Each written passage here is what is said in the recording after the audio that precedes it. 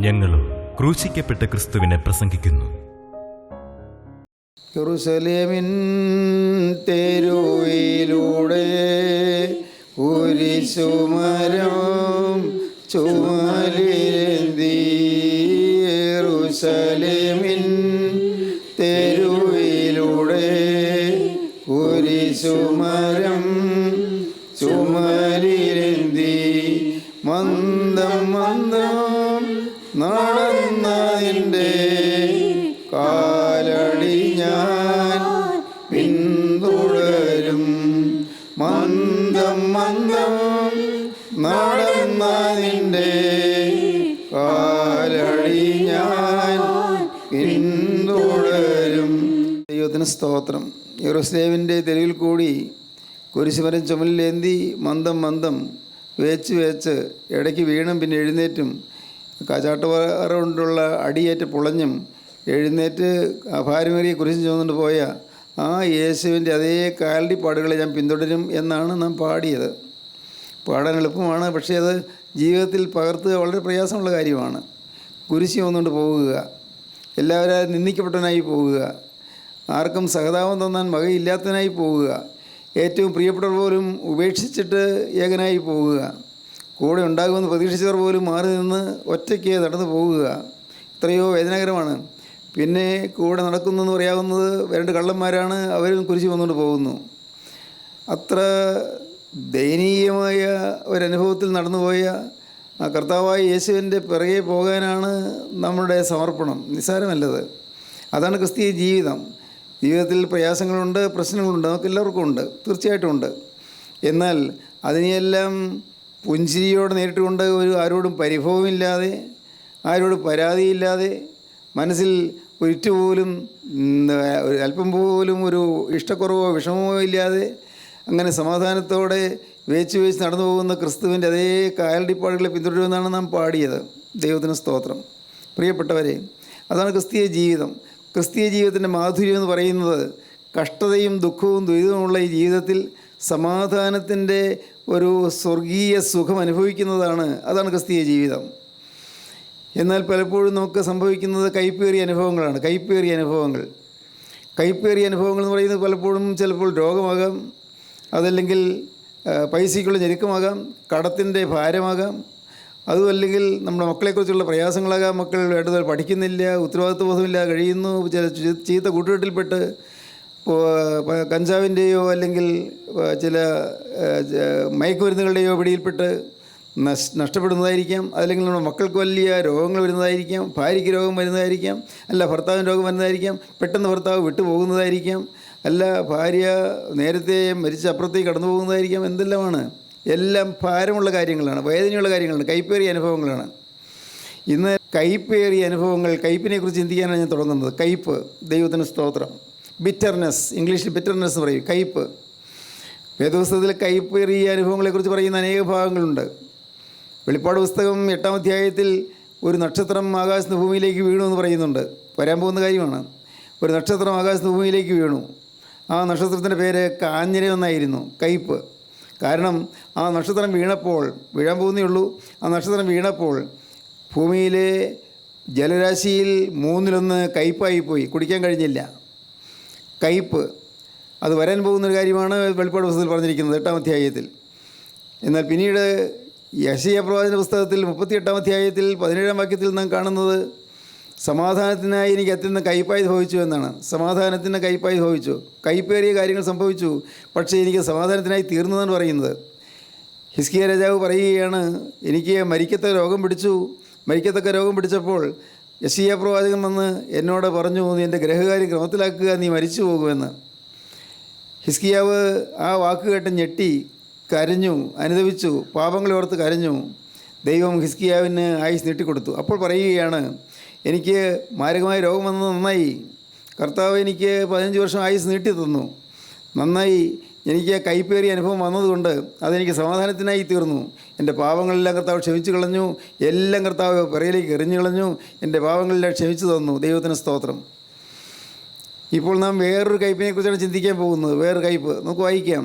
രൂത്തിൻ്റെ പുസ്തകം 1-ാം അധ്യായത്തിൻ്റെ 20-ാം വാക്യം നമുക്ക് വായിക്കാം. അവൾ അവരോട് പറഞ്ഞത്, നവോമി എന്നല്ല മാറ എന്നെ വിളിപ്പീൻ. നവോമി എന്ന് എന്നെ വിളിക്കണ്ട, എന്നെ മാറ എന്ന് വിളിപ്പീൻ. സർവശക്തൻ എന്നോട് ഏറ്റവും കയ്പായുള്ളത് പ്രവർത്തിച്ചിരിക്കുന്നു. സർവശക്തനായ ദൈവം എന്നോട് ഏറ്റവും കയ്പായുള്ളത് പ്രവർത്തിച്ചിരിക്കുന്നു. എനിക്ക് എന്താ ഇങ്ങനെ വന്നത്? എൻ്റെ ഭർത്താവും എൻ്റെ 2 ആൺമക്കളും ആൺതിരിയായ 3 പേരും ഭൂമിയിൽ നിന്ന് പെട്ടെന്ന് മാറ്റപ്പെട്ടു പോയി. ഞാനൊരു വിധവയാണ്. കയ്പായി സംഭവിച്ചു. ഇപ്പോൾ എനിക്ക് സംഭവിച്ചിരിക്കുന്ന ഏറ്റവും ദയനീയമായ അനുഭവമാണ്. കയ്പായത് സംഭവിച്ചു. എങ്കിലും ദൈവം എന്നോട് ഇങ്ങനെ ചെയ്തല്ലോ. ഒന്നുകൂടി വായിക്കാം വാക്യം.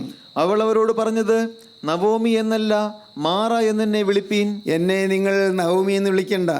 കാരണം നവോമി എന്ന വാക്കിൻ്റെ അർത്ഥം പ്ലസൻ്റ് എന്നാണ്. പ്ലസൻ്റ്, പ്രസന്നവതി എന്ന്, സന്തോഷവതി എന്ന്. അതൊക്കെ നല്ല പേരായിരുന്നു. നവോമി പേര് നല്ലതായിരുന്നു. പക്ഷേ എന്തുഫലം, പ്രസന്നതയുള്ളവൾ എന്ന പേര് കിട്ടി. പക്ഷേ ഞാൻ കരയുന്നവളായിപ്പോയി. നിങ്ങൾ അതുകൊണ്ട് ഇനി നവോമി എന്ന് വിളിക്കേണ്ട. Don't be call me pleasant but call me bitterness. എന്നെ നിങ്ങൾ കയ്പ് എന്ന് വിളിച്ചുകൊള്ളൂ.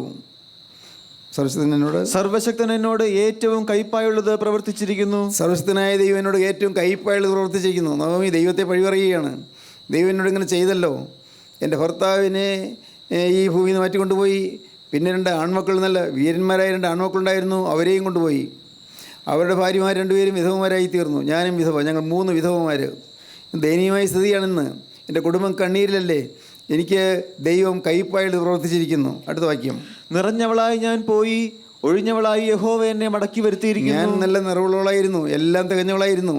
എന്തൊരു സന്തോഷമായിരുന്നു ഒരു കാലത്ത്. എന്തൊരു ആനന്ദത്തിൻ്റെ വേലിയേറ്റമായിരുന്നു കുടുംബത്തിൽ.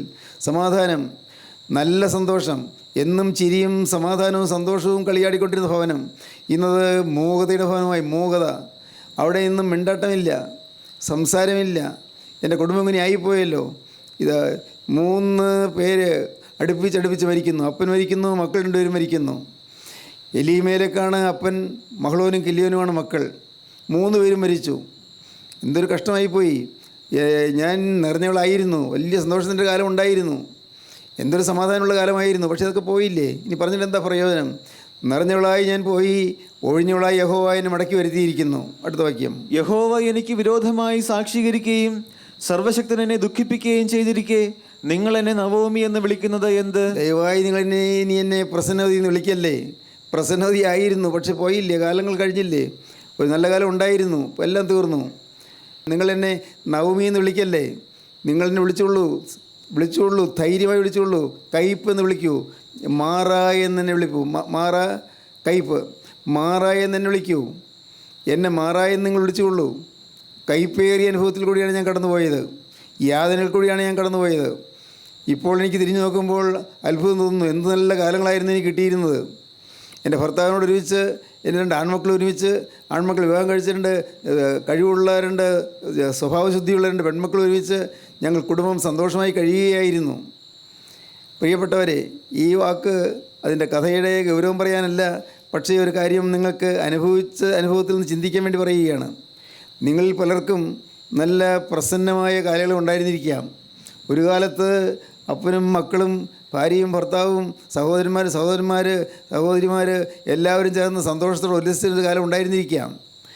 ആനന്ദത്തിൻ്റെ കാലം ഉണ്ടായിരുന്നിരിക്കാം. ദുഃഖങ്ങളില്ലെന്നല്ല, എന്നാലും ഉണ്ടല്ലോ ഒരു സമാധാനം. മക്കൾ നല്ലപോലെ പഠിച്ചു വരുന്നു. ഭർത്താവ് നല്ല ആരോഗ്യമുള്ളവനും നല്ല പൈസയുള്ളവനുമായിട്ട് സമൂഹത്തിൽ ഒരു സ്ഥാനമാനങ്ങളുള്ളവനായി വളർന്നു വരുന്നു. മക്കൾ കല്യാണം കഴിച്ചു കൊണ്ടുവന്ന പെൺമക്കൾ, അവരും നല്ല സ്വഭാവശുദ്ധിയുള്ള പെൺമക്കൾ. ഒന്നിനും പഞ്ഞമില്ല, ജീവിക്കാൻ മാർഗമുണ്ട്. എന്നാൽ ഇങ്ങനെയുള്ള ആ സ്ഥിതിയിൽ പെട്ടെന്ന് ഇടിവെട്ടേറ്റതുപോലെ ആ കുടുംബം തകർന്നു. പെട്ടെന്നാണ് സംഭവിച്ചത്. ദൈവത്തിന് സ്തോത്രം. പ്രിയപ്പെട്ടവരെ, നിങ്ങൾക്ക് ജീവിതത്തിൽ നോക്കിയാൽ നിങ്ങൾക്ക് മനസ്സിലാക്കാൻ സാധിക്കും ഒരളവിൽ എത്രയെത്ര കയ്പേറിയ അനുഭവങ്ങൾ കൂടിയാണ് നിങ്ങൾ ഓരോരുത്തരും കടന്നു പോകുന്നത്. ഞാനും അങ്ങനെയാണ്. കയ്പേറിയ അനുഭവങ്ങൾ അത് നിങ്ങൾക്ക് എല്ലാവർക്കും അറിയാമായിരിക്കും. എനിക്ക് 1 വയസ്സുള്ളപ്പോൾ എൻ്റെ അപ്പം മരിച്ചു. പിന്നെ കയ്പേറിയ അനുഭവങ്ങളായിരുന്നു. 2 വയസ്സുള്ളപ്പോൾ എനിക്ക് ചേട്ടനുണ്ടായിരുന്നു, ആ ചേട്ടനും മരിച്ചു. കയ്പേറിയ അനുഭവങ്ങൾ. എന്നും കരയുന്ന എൻ്റെ അമ്മ, എന്നും കണ്ണീരോടെ അമ്മ കരയുമ്പോൾ ഞാനും എൻ്റെ പെങ്ങളും അടുക്കളയിരുന്ന് കരയും. ഞങ്ങൾക്ക് എന്ത് ചെയ്യാൻ സാധിക്കും? വീട് ഉറങ്ങിപ്പോയി എന്ന് പറഞ്ഞ അമ്മ കരയാറുണ്ട്. വീട് ഉറങ്ങിപ്പോയ വീട്, മിണ്ടാട്ടമില്ല, അങ്ങോട്ടും ഇങ്ങോട്ടും സംസാരമില്ല. വേലക്കാർ വന്ന് പാടത്ത് കൃഷിയുള്ളതുകൊണ്ട് വേലക്കാർ വന്ന് അവർ എന്തെങ്കിലും സംസാരിക്കുമ്പോഴൊക്കെയാണ് വീട്ടിലൊരു ശബ്ദം ഉണ്ടാകുന്നുള്ളൂ. വീട്ടിലുള്ള ഞങ്ങൾ 3 പേരും, അമ്മയും പെങ്ങളും ഞാനും, ഞങ്ങളൊരു മിണ്ടാട്ടമൊന്നുമില്ല. മിക്കവാറും മ്ലാനമാണ്. കൈപ്പേറിയ അനുഭവത്തിൽ കൂടി കടന്നുപോയ ഒരു കുടുംബമാണ് ഞങ്ങളുടെ കുടുംബം. കൈപ്പേറിയ അനുഭവം. ഇതെല്ലാം ഞാൻ നേരത്തെ പറഞ്ഞിട്ടുള്ളതുകൊണ്ട് ഇപ്പോൾ വിശദീകരിക്കുന്നില്ല. പക്ഷേ ഒരു കാര്യം എനിക്കറിയാം, കൈപ്പേറിയ അനുഭവത്തിൽ വലയുന്ന അനേകം ആളുകളുണ്ട്. എല്ലാം ഉണ്ട്, പക്ഷേ കൈപ്പേറിയ അനുഭവം മാറുന്നില്ല. ഞാൻ പറഞ്ഞതുപോലെ ഭാര്യയുണ്ട്, ഭർത്താവുണ്ട്, മക്കളുണ്ട്, എല്ലാം ഉണ്ട്, സമ്പത്തുണ്ട്, സൗകര്യമുണ്ട്, വരുമാനമുണ്ട്, എല്ലാം ഉണ്ട്. പക്ഷേ മനസ്സിൽ സമാധാനമില്ലാത്ത ആളുകൾ ധാരാളം. മനസ്സിൽ എവിടെയോ ഒരു ശൂന്യത, എന്തോ ഒരു അസംതൃപ്തി, ഒന്നിനൊരു സന്തോഷം കിട്ടുന്നില്ല. എല്ലാം ഇല്ലേ ഉണ്ട്, ഒന്നിനും കുറവില്ല, പക്ഷേ സമാധാനമില്ല. എന്തെല്ലാമോ ചില അക്കച്ചിക്കലുകളകത്ത്, ഏതോ ചില ഇഷ്ടക്കുറവുകളകത്ത്. ഒരുപക്ഷേ അമ്മയമ്മയും മരുമക്കളും തമ്മിലുള്ളതായ ഇഷ്ടക്കുറവാകാം ചിലപ്പോൾ. അതല്ലെങ്കിൽ മക്കൾ സഹോദരന്മാർ തമ്മിലുള്ളതായ അഭിപ്രായ വ്യത്യാസമാകാം ചിലപ്പോൾ മക്കൾ അപ്പനെ അനുസരിക്കാതെ പോകുന്നതായിരിക്കും ചിലപ്പോൾ. മക്കൾ ഞാൻ ആദ്യം പറഞ്ഞതുപോലെയല്ല ദുശ്ശീലങ്ങൾ കടിമകളായതുകൊണ്ട്, കഞ്ചാവിനോ മയക്കുമരുന്നിനോ അടിപ്പെട്ടതുകൊണ്ട് അവരുടെ ജീവിതം തകരുന്നതായിരിക്കാം. ഏതെല്ലാം വിധത്തിലാണ് ഹൃദയത്തിൽ കയ്പ് വരുന്നത്, ജീവിതത്തിൽ കയ്പ് വരുന്നത്. ഞാൻ നിറഞ്ഞവളായിരുന്നു, നല്ല കാലം ഉണ്ടായിരുന്നു, എനിക്ക് നല്ല കാലം ഉണ്ടായിരുന്നു. നവമി പറയുകയാണ് എനിക്ക് നല്ല കാലം ഉണ്ടായിരുന്നു, പക്ഷേ പോയില്ലേ, എല്ലാം തീർന്നില്ലേ, നല്ല കാലങ്ങളെല്ലാം തീർന്നു. ഇന്ന് കരയാനേ പറ്റുന്നുള്ളൂ, കരയാനേ ഉള്ളൂ, കയ്പാണ്. പറയാൻ കാരണമുണ്ട്. ഈ നവമിയുടെ ഭർത്താവായ എലീമേലക്കും നവമിയുടെ ആൺമക്കൾ രണ്ടുപേരും അന്ന് പണ്ട് ബേത്ലഹേമിലായിരുന്നു. ബേത്ലഹേം എന്ന് പറഞ്ഞാൽ അപ്പത്തിൻ്റെ വീടാണ്. പക്ഷേ അപ്പത്തിൻ്റെ വീട്ടിൽ ക്ഷാമം വന്നു. ബേത്ലഹേമിൽ ക്ഷാമമുണ്ടായി. ആദ്യത്തെ വാക്യം വായിക്കുമ്പോൾ കാണാം, രൂത്തിന്റെ പുസ്തകം 1-ാം അധ്യായം ആദ്യ വാക്യം വായിക്കാം. ന്യായാധിപന്മാർ ന്യായപാലനം നടത്തിയ കാലത്ത് ഒരിക്കൽ ദേശത്ത് ക്ഷാമമുണ്ടായി. ക്ഷാമം ഉണ്ടാകാൻ സാധ്യതയില്ലാത്ത ദേശമാണ് ബേത്ലഹേം എന്ന വാക്കിൻ്റെ അർത്ഥം തന്നെ ദ ഹൗസ് ഓഫ് ബ്രെഡ്, അപ്പത്തിൻ്റെ വീടെന്നാണ് അർത്ഥം. ബേത്ലഹേം അപ്പത്തിൻ്റെ വീട്. അപ്പത്തിൻ്റെ വീട്ടിൽ ക്ഷാമമുണ്ടായി. പ്രിയപ്പെട്ടവരെ, അത് ഞാൻ പറഞ്ഞു തരാം. നിങ്ങൾ പലർക്കും അങ്ങനെയാണ്, എല്ലാം തികഞ്ഞ വീട്, പക്ഷേ ചിലതിന് ക്ഷാമം, സന്തോഷത്തിന് ക്ഷാമം, സമാധാനത്തിന് ക്ഷാമം, സ്നേഹത്തിന് ക്ഷാമം. അതെന്താണ്? എല്ലാം ഉണ്ട്, പക്ഷേ സ്നേഹമില്ല. ഭാര്യയും ഭർത്താവും തമ്മിൽ ഇണക്കം വരുന്നില്ല. വലിയ വൈരാഗ്യമൊന്നുമില്ല, എന്നാലും ഉള്ളങ്ങോട്ട് ചേരുന്നില്ല, അകം ചേരുന്നില്ല, ഹൃദയം ചേരുന്നില്ല. ഹൃദയത്തിൽ ചില വിടവുകൾ, ഹൃദയത്തിൽ ചില അഭിപ്രായ വ്യത്യാസങ്ങൾ. പലപ്പോഴും ചില പൊട്ടലും ചീറ്റിലും വരും. ചിലപ്പോൾ മ്ലാനവദനം, ചിലപ്പോൾ മിണ്ടാതിരിക്കും, പല ദിവസങ്ങൾ മിണ്ടാതിരിക്കും. ഒരു കട്ടിലായിരിക്കും കിടക്കുന്നത്, പക്ഷേ മിണ്ടാതെ കിടക്കും. അങ്ങനെയുള്ളതായ അനുഭവങ്ങളുണ്ട്. ക്ഷാമമാണ്. അപ്പത്തിൻ്റെ വീടാണ്, പക്ഷേ ക്ഷാമം വന്നിരിക്കുന്നു. ക്ഷാമം. ബേത്ലഹേം അപ്പത്തിൻ്റെ വീടാണ്, പക്ഷേ അപ്പത്തിൻ്റെ വീട്ടിൽ ക്ഷാമം വന്നു. ക്ഷാമം വന്നപ്പോൾ അടുത്ത വാക്യം, യഹൂദയിലെ ബേത്ലഹേമിലുള്ള ഒരാൾ തൻ്റെ ഭാര്യയും 2 പുത്രന്മാരുമായി മോവാബ് ദേശത്ത് പരദേശിയായി പാർപ്പാൻ പോയി. അപ്പോൾ ക്ഷാമം മാറിക്കിട്ടാൻ വേണ്ടി, ഇത്തിരി ആഹാരം ഒന്ന് കിട്ടുന്നതിന് വേണ്ടി അതിന് അടുത്ത സ്ഥലത്തേക്ക് പോയി, മോവാബ് ദേശത്തേക്ക് പോയി. മോവാബ് എന്നുള്ളത് പേരിൻ്റെ അർത്ഥം ദ പ്ലേസ് ഓഫ് കോറൽ എന്നാണ്, കലഹത്തിൻ്റെ ദേശം എന്നാണ്. ദ പ്ലേസ് ഓഫ് കോറൽ, കലഹത്തിൻ്റെ ദേശത്തേക്ക് പോയി. ആ ദേശത്തിൻ്റെ പേര് തന്നെ മോവാബ്, ആ ദേശത്തിൻ്റെ പേര് തന്നെ കലഹത്തിൻ്റെ നാട്ടിലേക്ക് പോയി. പ്രിയപ്പെട്ടവരെ, ഒന്ന് ഈ വീടൊന്നും ആര് താമസിച്ചാൽ സമാധാനം കിട്ടുമെന്ന് വിചാരിക്കുന്ന ആളുകളുണ്ട്.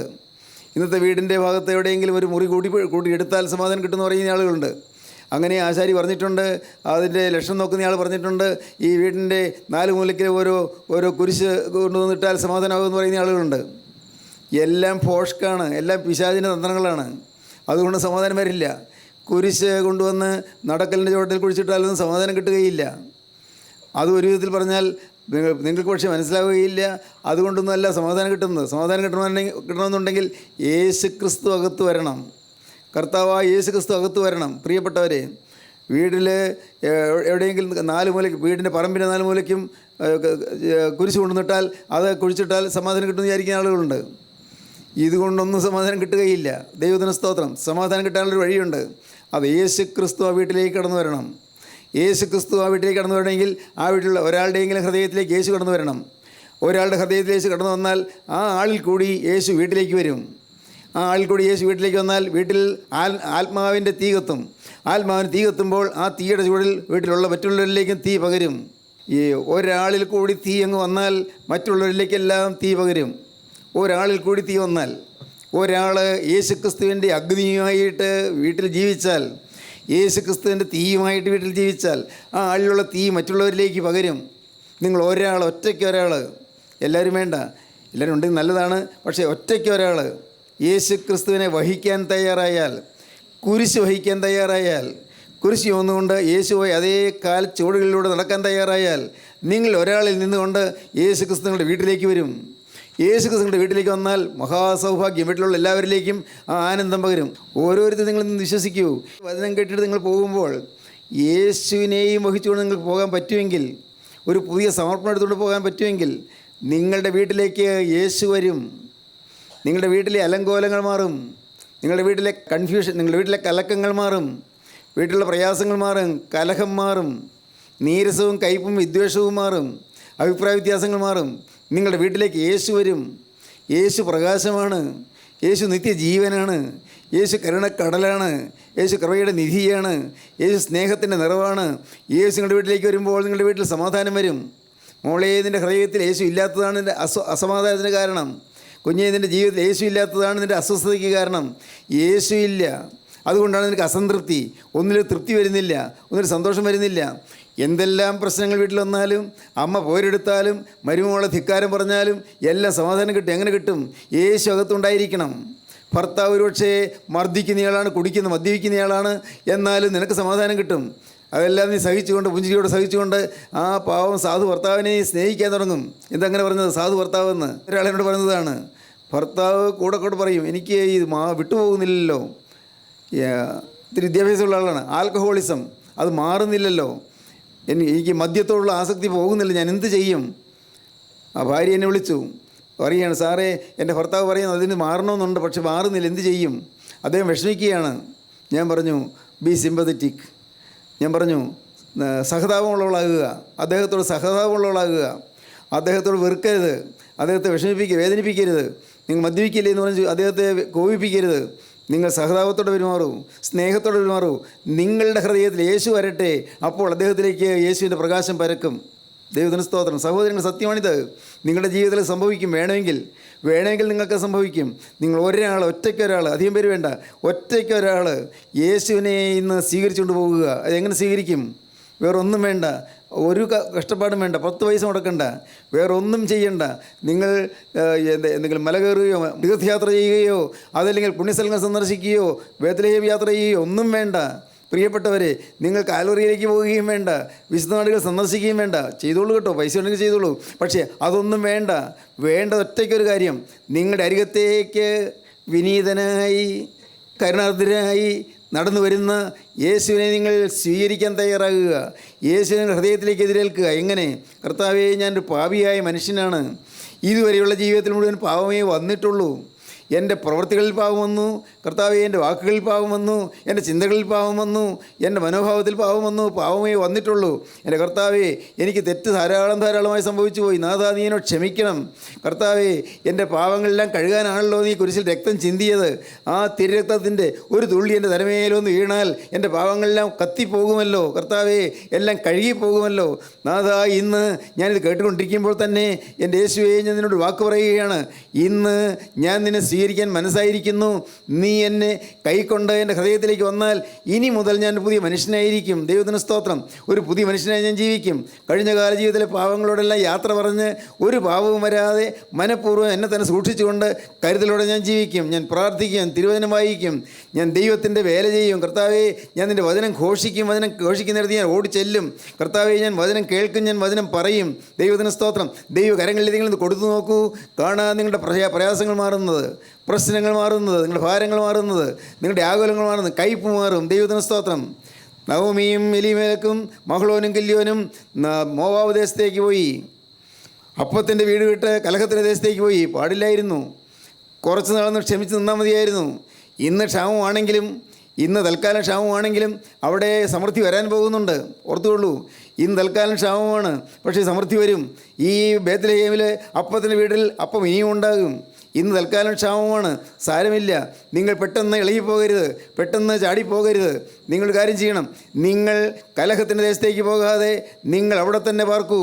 എന്തുകൊണ്ട്? ഈ അപ്പത്തിൻ്റെ ഭവനത്തിലെ ക്ഷാമം പെട്ടെന്ന് മാറും, ദൈവം മാറ്റിത്തരും. ദൈവത്തിന് സ്തോത്രം. നിങ്ങൾ വിശ്വസിക്കൂ, യേശു ക്രിസ്തു ജീവിക്കുന്നു, നിങ്ങൾ ക്ഷാമം മാറും. ഏറ്റവും വലിയ ക്ഷാമം എന്താണെന്നറിയാമോ? ഞാൻ ആദ്യം പറഞ്ഞത് ഏറ്റവും വലിയ ക്ഷാമം എന്താണെന്നറിയാമോ? ഭക്ഷണത്തിനല്ല, പൈസയ്ക്കല്ല. ഏറ്റവും വലിയ ക്ഷാമം സ്നേഹത്തിനാണ്. സ്നേഹമില്ല. അധ്യാപകർക്ക് വിദ്യാർത്ഥികളോട് സ്നേഹമില്ല, വിദ്യാർത്ഥികൾക്ക് അധ്യാപകനോട് യാതൊരു ബന്ധവുമില്ല, യാതൊരു സ്നേഹവുമില്ല. അപ്പന് മക്കളോട് സ്നേഹമില്ല, മക്കൾക്ക് അപ്പനോട് സ്നേഹമില്ല. ഭാര്യയ്ക്ക് ഭർത്താവിനോട് സ്നേഹമില്ല, ഭർത്താവിന് ഭാര്യയോട് സ്നേഹമില്ല. സഹോദരങ്ങൾ എന്നും ഇഷ്ടക്കുറവാണ്.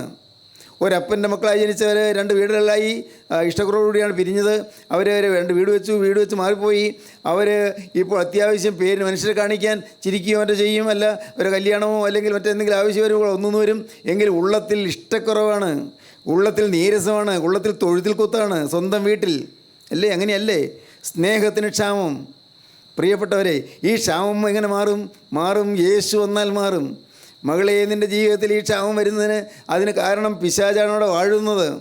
അതാർക്കും മനസ്സിലായിട്ടില്ല. ഇന്ന് ആളുകൾ പരസ്പരം ആ ഇഷ്ടക്കുറവിൽ കഴിയുന്നത് കൊണ്ട് സംഭവിക്കുന്നതെന്നറിയാമോ? പിശാച് കൊടികുത്തി വാഴുകയാണ്.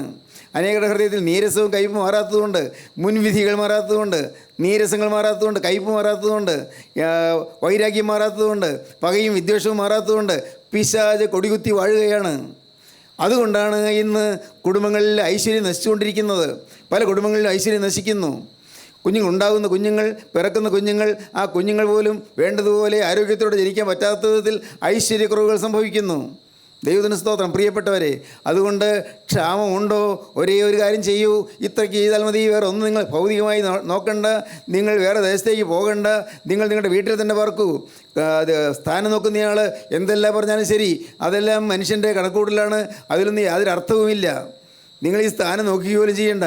ഒരു നല്ല എഞ്ചിനീയറെ കൊണ്ട് അത് വെളിച്ചം കിട്ടുന്ന സ്ഥലമാണോ, കാറ്റ് കിട്ടുന്ന സ്ഥലമാണോ ഒക്കെ നോക്കിയാൽ മതി. അല്ലാതെ എന്തെങ്കിലും ലക്ഷണം കാണിച്ച് അങ്ങനെ മന്ത്രവാദം ചെയ്തോ, ആഭിചാരം ചെയ്തോ, അല്ലെങ്കിൽ ക്ഷുദ്രപ്രയോഗം ചെയ്തോ ഒന്നും സ്ഥാനം നോക്കിക്കേണ്ട.